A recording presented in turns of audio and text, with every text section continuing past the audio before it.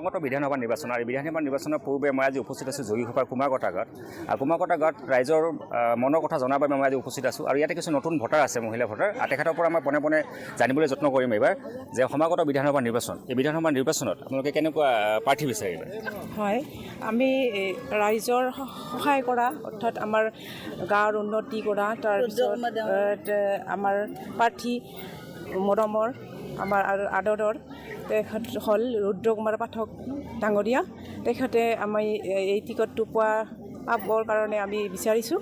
আৰু লগতে বিচাৰিছোঁ তেখেতে যেন আশু আৰোগ্য কামনা কৰিছোঁ দেশৰ কাৰণে যেন সদায় আমাক এনেকৈ সহযোগিতা আগবঢ়াই যায় আৰু আমি এটাই বিচাৰোঁ CM ছাৰলৈ যে তেখেতে যেন এই টিকেটটো পায়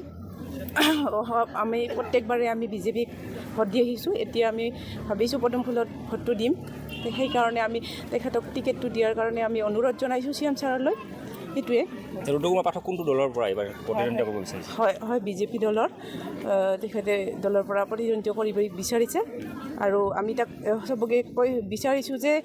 ইয়াৰ দ্বাৰাই আপোনালোকৰ সংবাদ মাধ্যমৰ দ্বাৰাই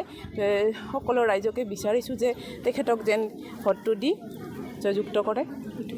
আৰু কিছু ইয়াতে নতুন ভোটাৰ আছে তেওঁলোকৰ জানিব যত্ন কৰিম মনৰ কথা যে কেনেকুৱা চৰকাৰ বিচাৰে বিগত 5টা বছৰ আপোনালোকৰ এৰিয়াত আপুনি যিটো প্ৰথম ভোটাৰ কেনেকুৱা উন্নয়ন কেনেকুৱা হৈছে এই এৰিয়াত হয় উন্নয়নটো বহুত হৈছে আমাৰ ৰাস্তা পদূলি নামঘৰ সকলোবোৰ হৈছে কিন্তু তথাপি আমাৰ গাঁৱৰ যিহেতু প্ৰাৰ্থী দ্বাৰা ৰুদ্ৰ কুমাৰ পাঠক তেখেতে যদি টিকেটখন পায় আমাৰ বহুত ভাল লাগিব আনন্দ লাগিব আৰু আমি বিচাৰোঁ যে টিকেটখন তেখেতেই পাওক সেয়াই আমি এইবাৰ নতুনকৈ ভোট দিম ভালো লাগিছে ভোট দিব পাৰিম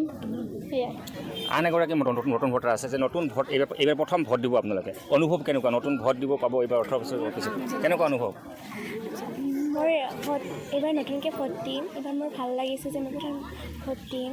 আৰু মই আশা কৰোঁ যে ৰুদ্ৰ পাঠক ডাঙৰীয়া এইবাৰ প্ৰথম ভোটটো আমাৰ পৰা পায় আৰু জিকি যায় সেইটোৱে আশা কৰোঁ এওঁলোকৰ আছিলে নতুন ভোটাৰসকলে বিচাৰিছে যে এইবাৰ যিটো বিধানসভা নিৰ্বাচনত তেওঁলোকে বিচাৰিছে যে ভাৰতীয় জনতা পাৰ্টীৰ প্ৰাৰ্থী ৰুদ্ৰ কুমাৰ পাঠক ডাঙৰীয়াক প্ৰাৰ্থীত্ব প্ৰদান